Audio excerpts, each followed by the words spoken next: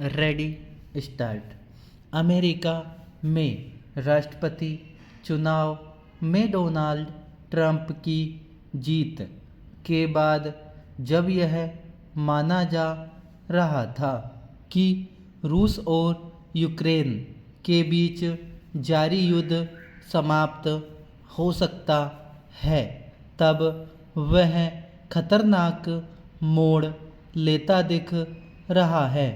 इसका कारण यह है कि अमेरिकी राष्ट्रपति जो बाइडेन ने यूक्रेन को ऐसे हथियारों से लैस करने का फैसला किया जिससे वह रूस का मुकाबला करने में सक्षम हो सके।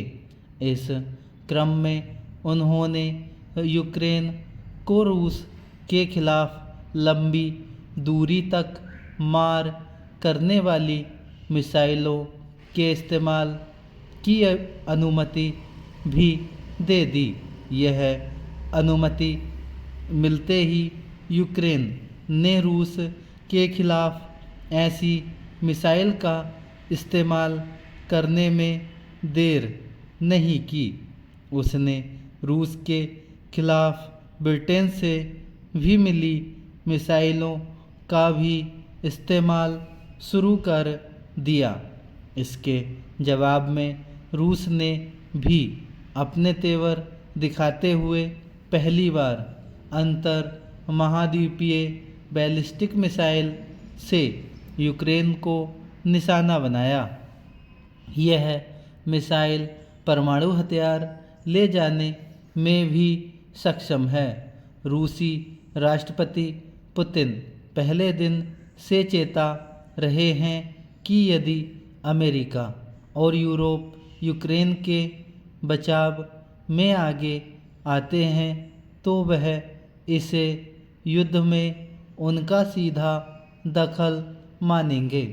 अब रूस ने यूक्रेन के साथ अमेरिका और यूरोपीय देशों को धमकाने के लिए परमाणु हथियार इस्तेमाल करने के नियमों में बदलाव करने के साथ यह भी कहा है कि वह पोलैंड स्थित अमेरिकी एयरबेस को निशाना बनाएगा।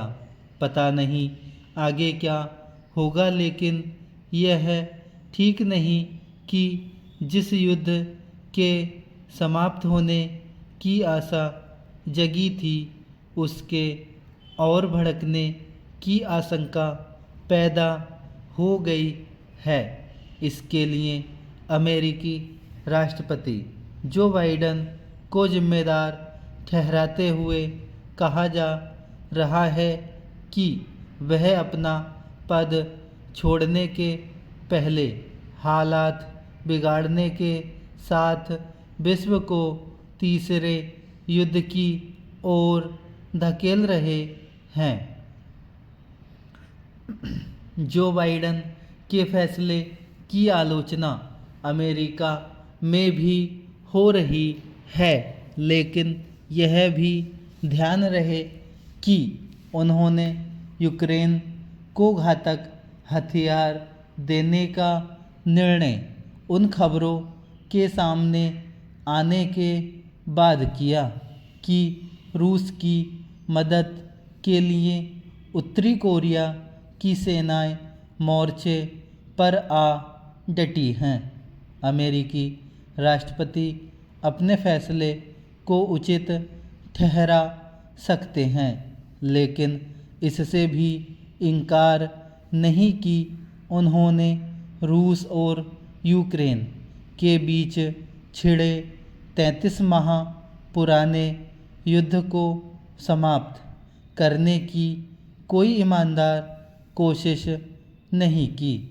अमेरिका की तरह यूरोपीय देशों ने भी उन कारणों का निवारण करने की जहमत नहीं उठाई जिनके चलते रूस की सुरक्षा चिंताएं बढ़ गई थीं और जिन्हें दूर करने के बहाने उसे यूक्रेन को निशाना बनाया।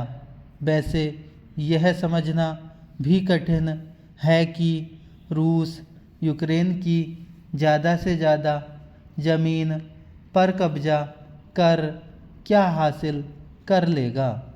अब जब रूस यूक्रेन युद्ध भड़कने की आशंका बढ़ गई है और डोनाल्ड ट्रंप के राष्ट्रपति पद पर आसीन होने में देर है, तब भारतीय प्रधानमंत्री को बीच बचाव के लिए आगे आना चाहिए। वह इसमें सक्षम हो सकते हैं क्योंकि अंततः कोई ना कोई समझौता होगा ही। धन्यवाद।